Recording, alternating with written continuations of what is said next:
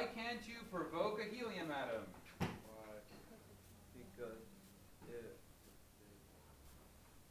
What does it mean to provoke something? Make it angry. Why can't you provoke a helium atom? Because no matter what you do, it won't react. Yeah. So, yeah. So, A4 is about periodic trends. And the most important thing about periodic trends is understanding that there is one principle, that's two parts, that is the most important thing of all of physical science. And it is that opposites do what? Attract. And likes do what? Repel. So, pretty important in physical science and in dating. Opposites attract while likes repel. Okay. It's a natural law of the universe. In chemistry, what are we talking about when we say opposites? Opposite what? Exactly. Opposite charges. We're talking about positively charged nuclei with all those little positively charged protons and negatively charged electrons zooming around the nucleus. Okay. That's what we're talking about. So protons and electrons are attracted to each other. And electrons are what? Repelled from each other. Okay. So, about 160, 170 years ago, there was this guy, he was Russian, named Dmitry Mendeleev. Weird things happen when they put English words to things that didn't start in English. But his name is Dmitry Mendeleev, like oof. Dmitry Mendeleev. You can tell someone doesn't know what they're talking about when they say Mendeleev, because he's not Mendeleev, he's Mendeleev. And he took all the known elements, and there were only about 45, and he arranged them according to properties. And he came up with something that looks like this. This is a bust of him and a diagram of his periodic table. And arranged by properties, we find helium, lithium, beryllium, boron, carbon, nitrogen, oxygen, fluorine, just like ours. Lithium, beryllium, boron, carbon, nitrogen, oxygen, fluorine.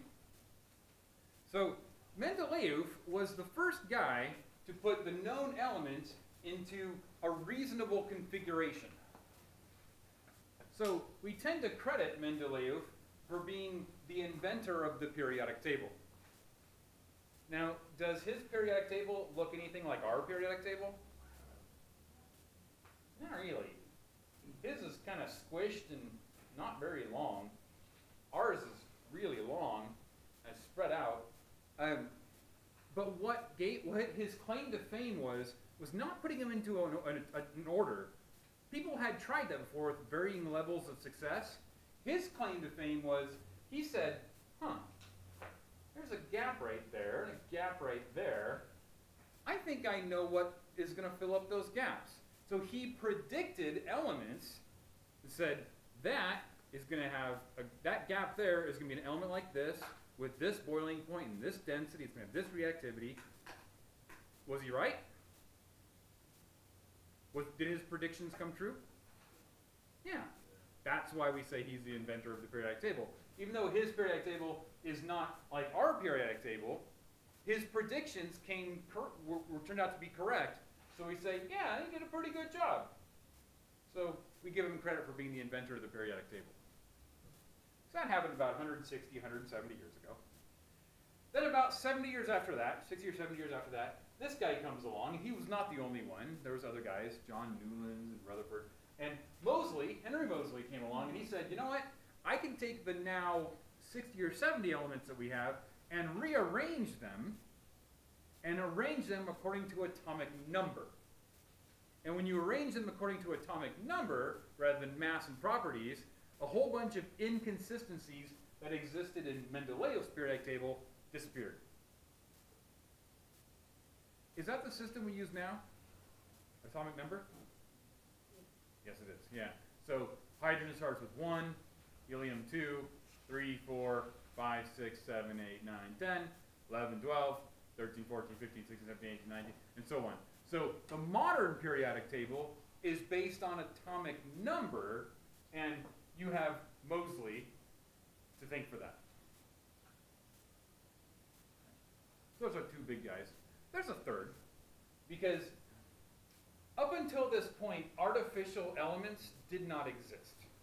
Everything after uranium, what we call transuranium, artificial elements are called transuranium elements that are heavier than uranium, with the exception of two that are lighter than uranium. We'll get to those later. So we have Glenn Seaborg and his colleagues from the Manhattan Project to thank for a lot of the crazy actinides and lanthanides. These are the lanthanides and actinides right here. Everything from after uranium, from neptunium on, these are all artificial.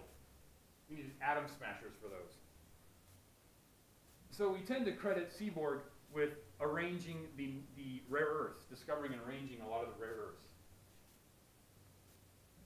And yeah, this was all going on in closed laboratories in New Mexico, the Manhattan Project.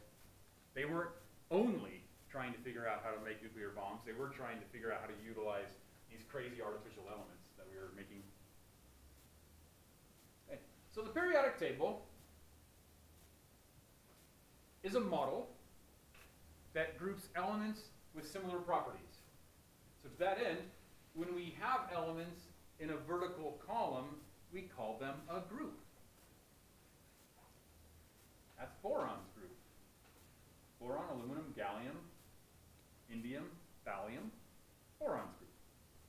So when we have elements in the same column, we say they are groups, and groups have similar properties.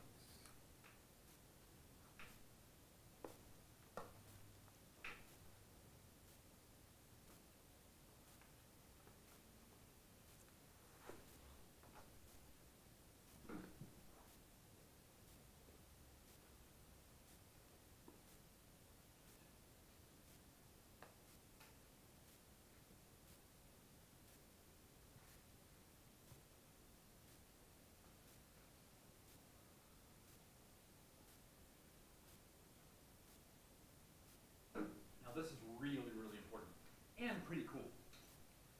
We, for the first time, since I've been at Boulder City, have sodium metal. Sodium metal is really neat. Now, when I say sodium metal, I don't mean like table salt. It's just table salt. I'm talking about little cubes of silvery-looking sodium. Sodium reacts with water. It's really dangerous and really fun. To give you an idea of how much preparation goes into shipping this, when they send us the sodium are little cubes about the size of dice, and that comes in a bottle about this big, filled with mineral oil. So the cubes of sodium are in mineral oil, because sodium reacts with air and water, but not with mineral oil. And then that jar is tightly sealed and goes into a can about this big, filled with something kind of like sand. And then that can, filled with sand in the jar, goes into a metallic bag to keep it from spilling or breaking. Yeah, that's how they ship sodium to us. Sodium, right there, reacts with water, and basically it immediately catches fire when it reacts with water. It's really cool. Lithium reacts with water pretty vigorously. Potassium, rubidium, and cesium, when they touch water, they instantly explode. In fact, if you want to see something cool, you can actually Google cesium and water. There's some YouTube pictures of people who have made cesium. Cesium's not cheap. And then they've put it in a blast chamber and they add it to water, and it actually explodes before it even touches the water. It reacts with the water vapor above the water. Really cool.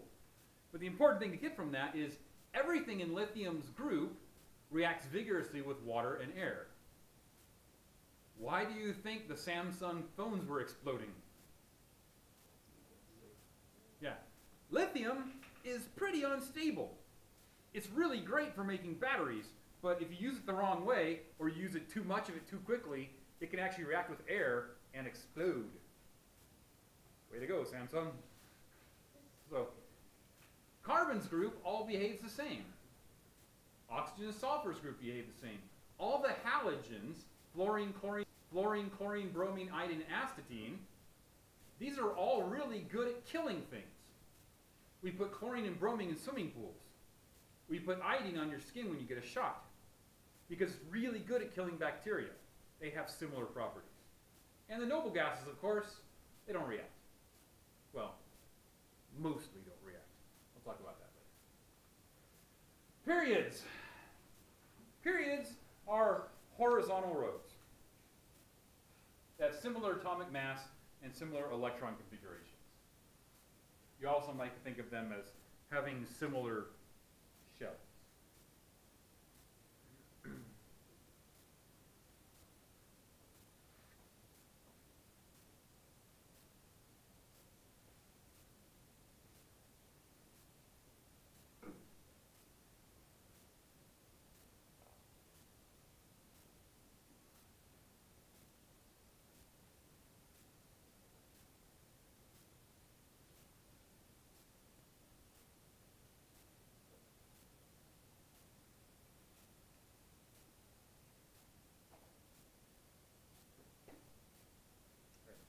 And then periodic law is a fancy way of saying elements' properties are functions of their atomic number.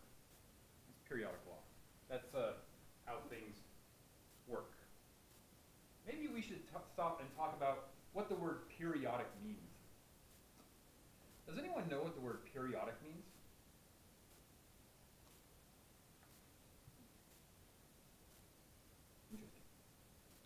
Back when people used to go to libraries for fun, there was a section called the periodicals.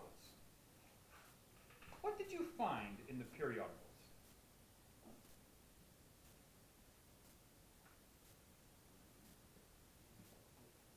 Books like encyclopedias? Nope. Those are references. But good guess. What did Science.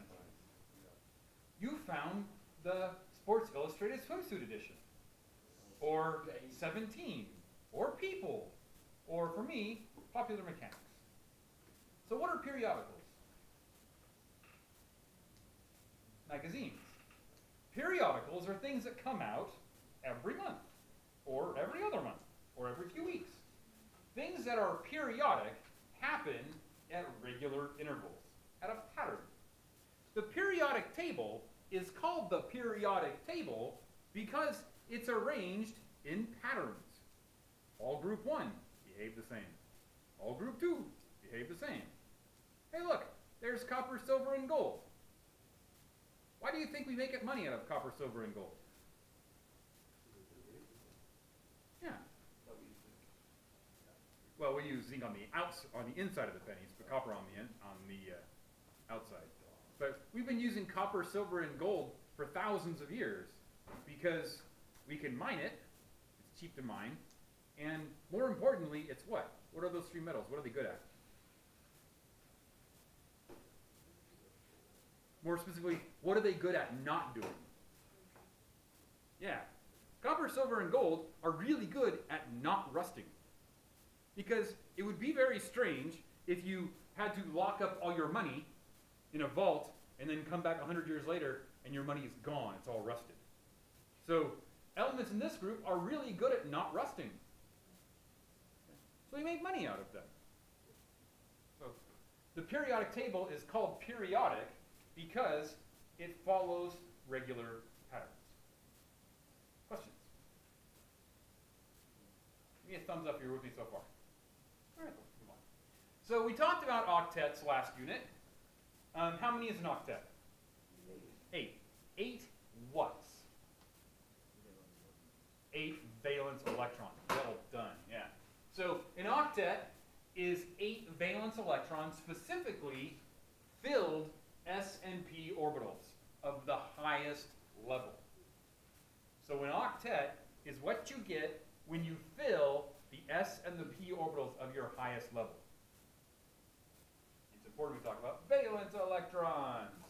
Valence electrons are the electrons in the s and p orbital of the highest level. If you have 8 of them, you have an octet.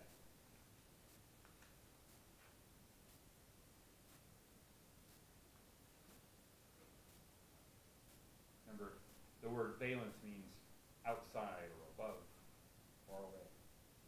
Valence electrons are the highest level.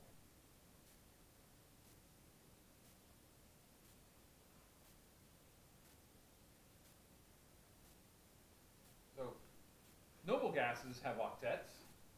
Neon, S2P6. Argon, S2P6. But ions can also have octets. Phosphorus, if phosphorus gains 3 electrons, it will have S2P6 as well. Ordinarily, phosphorus has S2P3. If it gains 3, 1, 2, 3, it will complete its octet. Oxygen normally is S2P4. 1, 2, 3, 4. But if oxygen gains 2 electrons, 5, 6, it becomes S2P6 and completes its octet. If you are an atom, your ultimate goal is to have a completed octet. That's your goal. You have one goal as an atom, and that's to complete your octet. In the next unit, when we start B is for bonding, we'll talk about just why and how atoms do that. But for now, we're going to talk about periodic trends. By the way, this is a really small unit. Not a lot to do in this unit. It's a tiny, like, little half unit. But it's all about the trends that this pursuit of octets gives us. Okay, questions? All right. Now, we use the analogy about Pokemon cards. World Series is going on, just went into Game 6. Yay!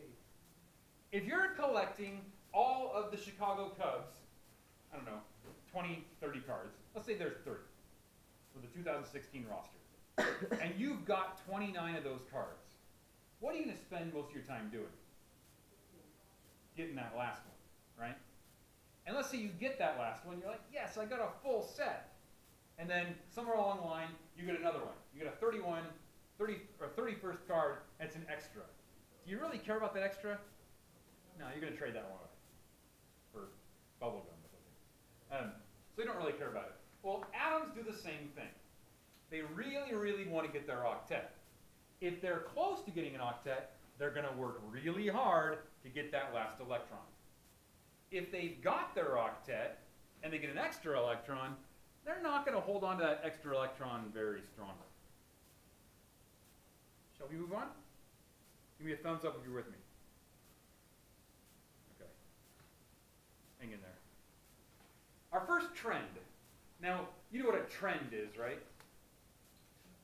It's like, it's trending. No. A trend is like a pattern. So, a real trend.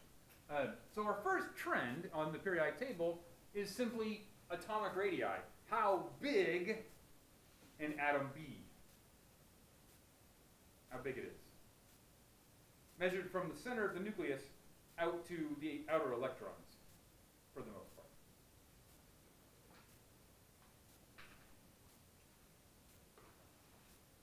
So, what happens as we go across the period? What happens to the size of the atom? Yeah, it gets smaller. It gets smaller. As we go across the period, the atoms get smaller. In other words, that cloud of electrons gets squished. Why do you suppose?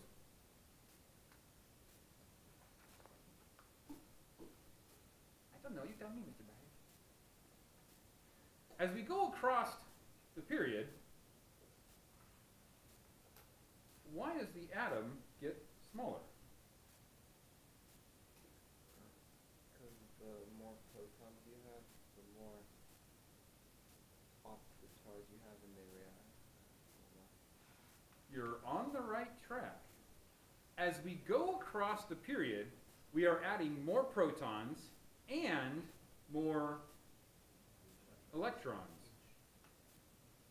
I have two magnets here. Pretty easy to, they're pretty strong magnets, but they're also easy to pull apart.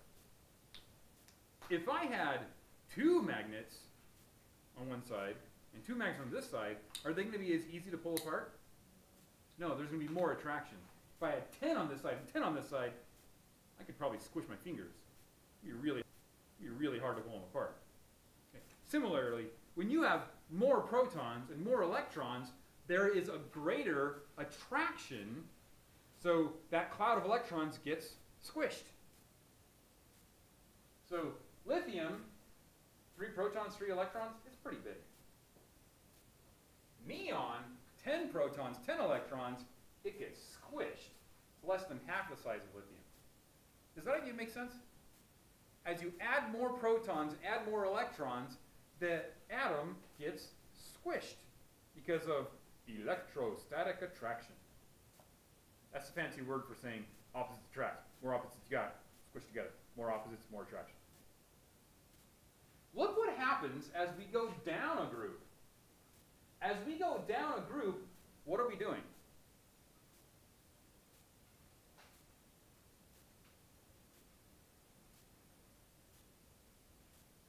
As we go down the group, what's going on?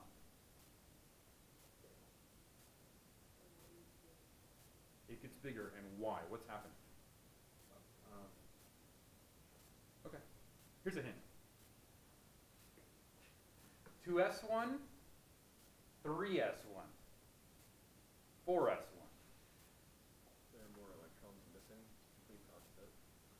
No, same number of valence electrons, but what is being added as we go down a group? A whole new shell. Exactly. A whole new shell is being added. So why does it get bigger as we go down a group? We've simply added a whole new shell of electrons. So as we go across the group, the shells get squished. Squish, squish, squish, squish, squish. And then we go down a group, we add new shells. New shell, new shell, new shell. So it makes it bigger. Questions? By the way, if the phones are a distraction, I'll happily hold on to them for you. I will do that for you. Okay. Next trend, ionization energy.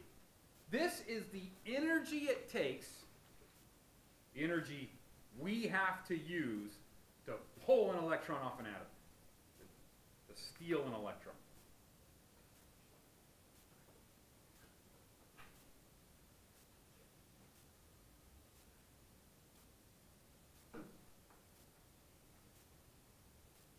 So ionization energy is the energy required to remove an electron from an atom, to take one of its baseball cards.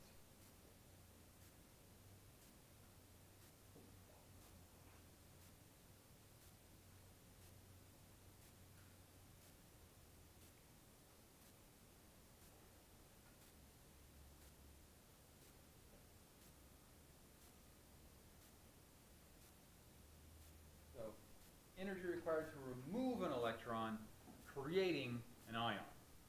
Now, if you're a noble gas, you've got your octet. How strongly are you going to hold on to your electrons? Pretty strongly.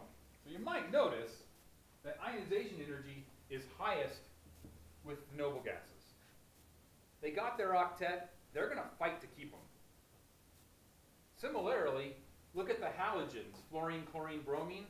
They're pretty close to having an octet. They have pretty high ionization energies as well.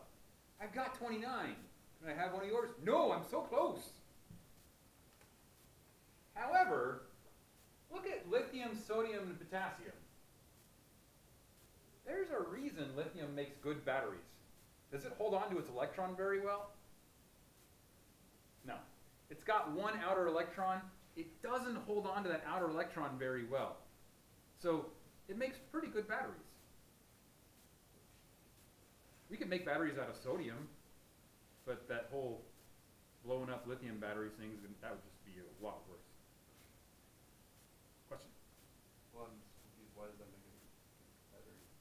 Because that electron that lithium has is not held very well, which for some chemistry that's way beyond the scope of this course, allows electrons to be released into your devices very, very easily. It reduces the pull for those electrons. So you charge it up easily and discharge it very easily. It also helps that lithium is not very dense, makes the battery light. Yeah.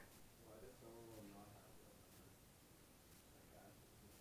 Excellent question. They're too rare to actually measure. Yeah.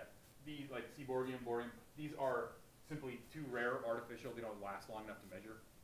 Like astatine is artificial or not. It's rare enough that we can't measure it. It doesn't last long enough. Oh, was that? Are we good with that? Should we move on? So ionization energy, as we move across, it's harder to take electrons. Now as we move down, those electrons are where with respect to the nucleus? Yeah, way far away. So it's easier to gank an electron if you're far away. If that electron is really, really far away. Thumbs up, we're good? Ready to move on? Some of you are still, like me, having trouble recovering from your weekend. Hopefully nobody else is sick. Okay, the most important trend is electronegativity, also called electron affinity. But electronegativity is the tendency of an electron to steal other electrons from atoms.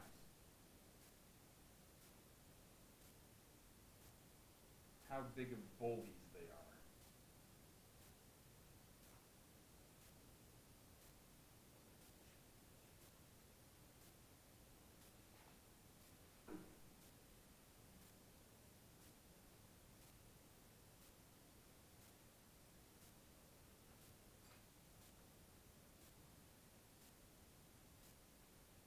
Electron affinity is an atom's ability to steal electrons from other atoms.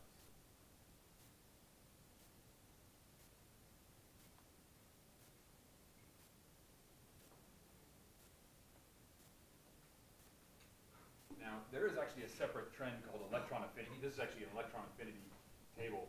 But electronegativity and electron affinity are so close together, they follow the same trend.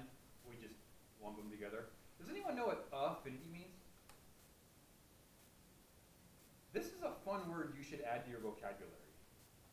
Not to be confused with infinity. Yeah, infinity is how much homework you get. Affinity is how attractive you are. Yeah. So if you have a social affinity, you're one of those people who walks into a party and everybody wants to be your friend. Make sense? I have a pizza affinity. It's rare to find pizza I don't like. So atoms that have a high electron affinity have a good pull for electrons. High electronegativity. Okay, this is important. Look at the noble gases. What is their electron affinity? 0. Do they want any more electrons? No. However, what atom has the highest electronegativity?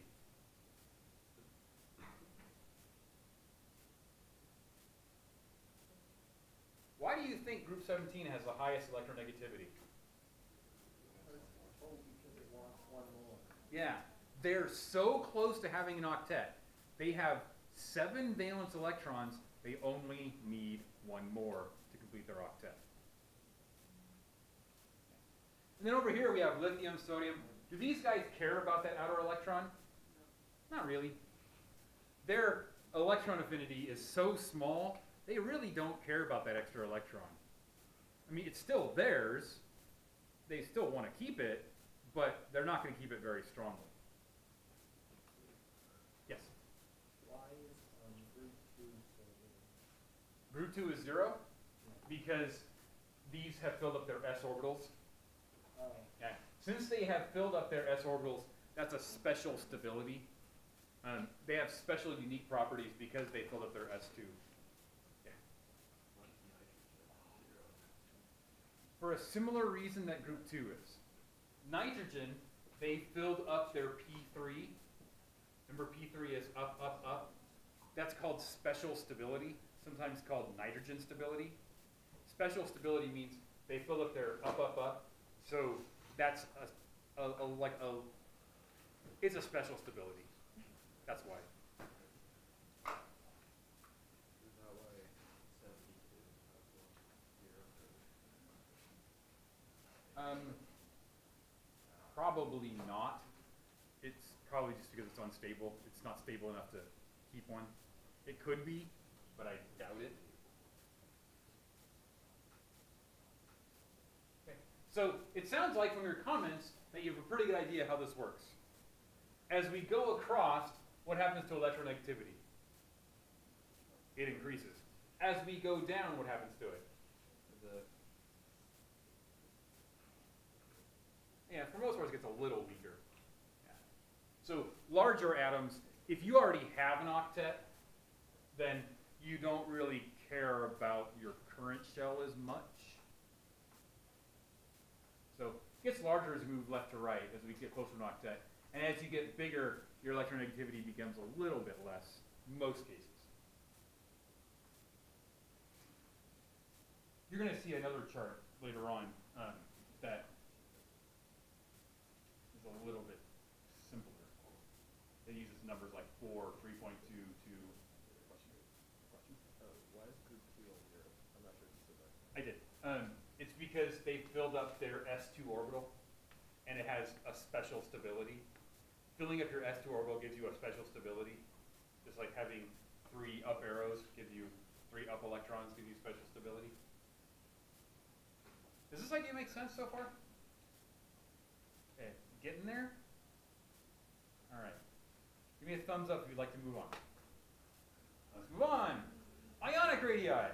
Okay, 2 types of ions. A negative ion and a positive ion. Remember, electrons and protons are attracted to each other. Electrons and protons are attracted to each other. And electrons are what to each other? Repelled. Okay. So, if you add an electron to a non-metal atom, it's called an anion.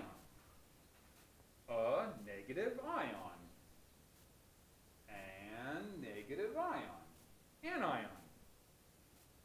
Anion. So when you add an electron to a neutral atom, it becomes an anion, which is always larger than its neutral atom. On the other hand, if you take away an electron, that ion is called a cation. I got nothing for you on cation, other than the T looks like a positive ion. Looks like a positive symbol. Cat, positive. Cations are always smaller than their neutral atoms. For the same reason.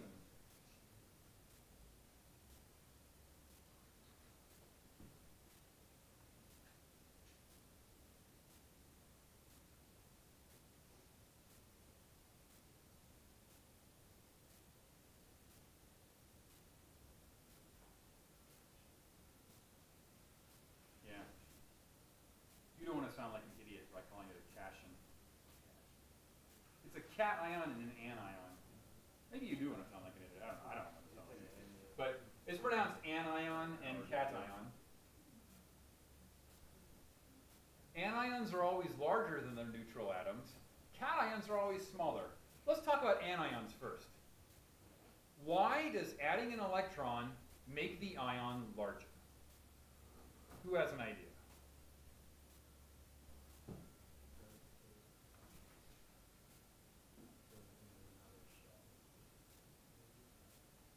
In almost every case, the electron is added to the same shell. But this is, you're onto something. What happens when you add an electron to the same shell of electrons? That's true, but what happens to that shell? Okay, need an analogy? Here's an analogy. You're in a van, coming back from a sporting event, and you're all sweaty.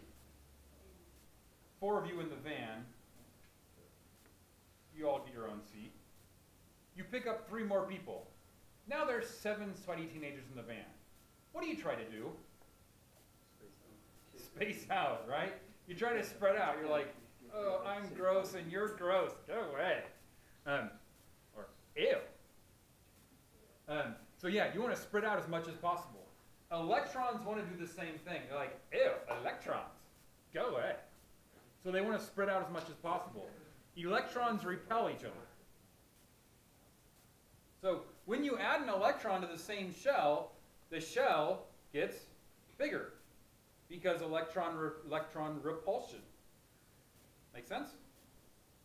Because of stinky teenager repulsion. On the other hand, if you take away an electron from that shell, what does the shell do? It shrinks.